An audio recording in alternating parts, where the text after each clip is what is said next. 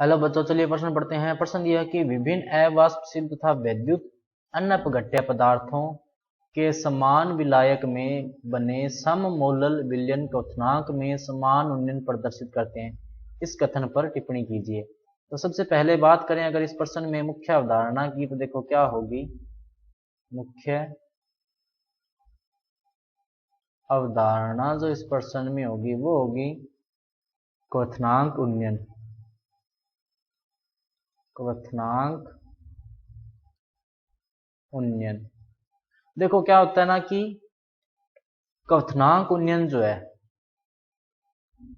क्वथनांक उन्नयन एक अणुसंख्य गुणधर्म है। अणुसंख्य गुणधर्म है। अणुसंख्य गुणधर्म है। इसका मतलब क्या हुआ कि अतः इसका मान अणुओं या आयनों की संख्या पर निर्भर करेगा। की संख्या पर निर्भर करता है। संख्या पर निर्भर करता है। अब देखो इसने क्या कहा कि वैद्युत अन्नपघट्य, वैद्युत अन्नपघट्य तथा और क्या कहा है अवाष्पशील, कि विभिन्न अवाष्पशील यानी कि एक से ज्यादा अवाष्पशील अपनों ने जो पदार्थ लिए और वो क्या है वैद्युत अन्नपघट्य है। यानी कि ठोस पदार्थ लिए हैं जो कि वैद्युत अन्नपघट्य यानी कि उनका वैद्युत अपघटन नहीं होता। इनका वैद्युत अपघटन नहीं होता। वैद्युत अपघटन नहीं होता, इसका मतलब क्या हुआ कि इनके कणों की संख्या समान बनी रहती है। कणों की संख्या समान बनी रहती है। अब कणों की संख्या समान बनी रहेगी, इसका मतलब क्वथनांक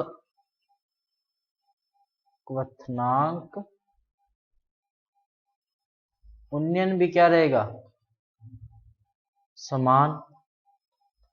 क्वथनांक उन्नयन भी क्या रहेगा समान रहेगा। क्यों? क्योंकि इसने क्या कहा, एक वर्ड ध्यान दीजिए, वैद्युत अन्नपघट्य। इसका मतलब इसका अपघटन नहीं होगा।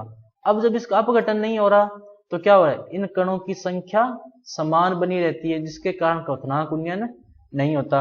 तो अपघटन नहीं होने के कारण, अपघटन नहीं होने के कारण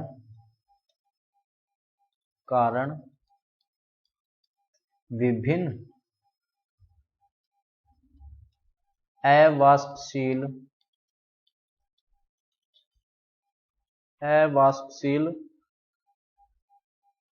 वैद्युत अन्नपघट्यों, अवाष्पशील तथा वैद्युत अन्नपघट्यों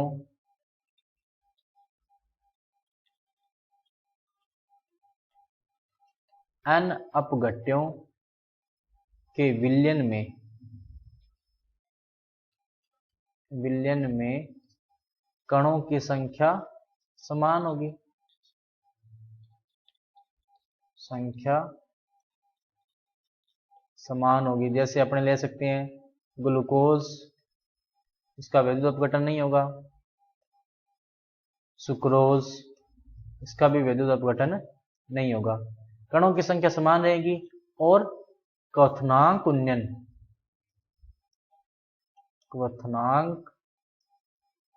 उन्नयन एक अणुसंख्य गुणधर्म होने के कारण, अणुसंख्य गुणधर्म होने के कारण ये पदार्थ